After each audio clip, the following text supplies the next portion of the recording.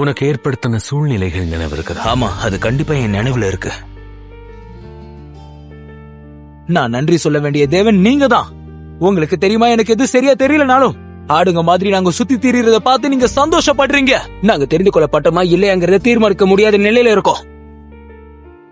ஆனா அதுக்கு பிறகு சூரியன் உதயமானதும் நிச்சயம் ஒரு நாள் மறுதலிப்பேன் என்று கழிந்தும் அழைத்தவர் அருகில் உண்டு.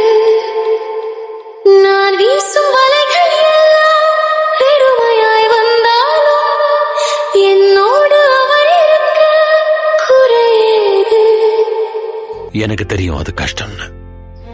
ஏன் எல்லாமே அப்படி கஷ்டமா இருக்கணும்?